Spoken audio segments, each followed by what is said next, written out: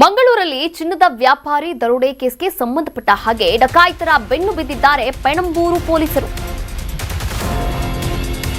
ಮಂಗಳೂರಲ್ಲಿ ಚಿನ್ನದ ವ್ಯಾಪಾರಿ ದರೋಡೆ ಕೇಸ್. ಈ ಕೇಸ್ಗೆ ಸಂಬಂಧಪಟ್ಟ ಹಾಗೆ ಡಕಾಯಿತರ ಬೆನ್ನು ಬಿದ್ದ ಪೆಣಂಬೂರು ಪೊಲೀಸರು ಸಿಸಿಟಿವಿ ದೃಶ್ಯವನ್ನ ಆಧರಿಸಿ ರಾಬರ್ಸ್ ಬೇಟೆಗೆ ಯತ್ನವನ್ನ ಮಾಡಿದ್ದಾರೆ. ಆರೋಪಿಗಳು ಕೇರಳ ಕಡೆ ಹೋಗಿರ್ತಕ್ಕಂಥ ಶಂಕೆ ಕೂಡ ವ್ಯಕ್ತವಾಗಿದೆ. ಬೆಂಗಳೂರು ಕಡೆನೂ ಸ್ಟೇರಿಂಗ್ ತಿರುವಿದಂತಹ ಸಾಧ್ಯತೆ ಕೂಡ ಇದೆ. ಇದೀಗ ರಾಬರ್ಸ್ ಶೋಧಕ್ಕೆ ತಂಡವನ್ನ ರಚನೆ ಮಾಡಲಾಗಿದೆ. ಕಾಕಿ ಆಪರೇಷನ್ಗೂ ಕೂಡ ಇಳಿದಿರುವಂತದ್ದು. ನೋಡಿ, ಸಾಂಗ್ಲಿಯಲ್ಲಿ ಮದುವೆಯನ್ನ ಮುಗಿಸಿ ವಿಕಾಸ್ ವಾಪಸ್ ಆಗ್ತಾ ಇದ್ರು.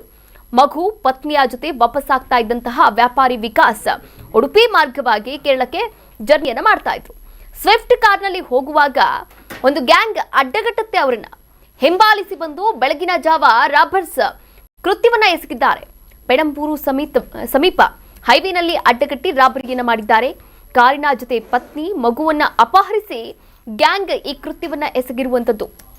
ಬೆದರಿಕೆ ಹಾಕಿದ್ದಾರೆ. ಬೆದರಿಕೆ ಹಾಕಿ 180 ಗ್ರಾಂ ಚಿನ್ನ ನಗದನ್ನ ಕಿತ್ತು ಎಸ್ಕೇಪ್ ಆಗಿದ್ದಾರೆ. ದೂರದಲ್ಲಿ ವಿಕಾಸ್ ಪತ್ನಿ ಮತ್ತು ಮಗುವನ್ನ ಬಿಟ್ಟು ಪರಾರಿ ಕೂಡ ಆಗಿದ್ದಾರೆ. ಈ ಕುರಿತಂತೆ ಪೆಣಂಬೂರು ಠಾಣೆಗೆ ವಿಕಾಸ್ ವ್ಯಾಪಾರಿ ದೂರನ್ನ ಕೂಡ ನೀಡಿದ್ದಾರೆ. ಕೇರಳ ರಿಜಿಸ್ಟರ್ ಸಂಖ್ಯೆ ಹೊಂದಿದ್ದಂತಹ 2 ವಾಹನಗಳು ಈ ಕೃತ್ಯದಲ್ಲಿ ಭಾಗಿಯಾಗಿರುವಂತದ್ದು. ಕರ್ನಾಟಕದ ನೋಂದಣಿ ಹೊಂದಿದಂತಹ ಒಂದು ವೆಹಿಕಲ್ ಕೂಡ ಆ ಒಂದು ಕೃತ್ಯದಲ್ಲಿ ಭಾಗಿಯಾಗಿದೆ. ಒಟ್ಟಾರೆಯಾಗಿ 6-7 ಜನರು ಕೃತ್ಯವನ್ನ ಎಸಗಿದ್ದಾರೆ ಅಂತ ದೂರಿನಲ್ಲಿ ಉಲ್ಲೇಖ ಮಾಡಲಾಗಿದೆ. ಸದ್ಯ ಪೊಲೀಸರು ಗ್ಯಾಂಗ್ ಆಗಿ ತೀವ್ರ ತಲಾಶ್ ಕೂಡ ನಡೆಸ್ತಾ ಇದ್ದಾರೆ.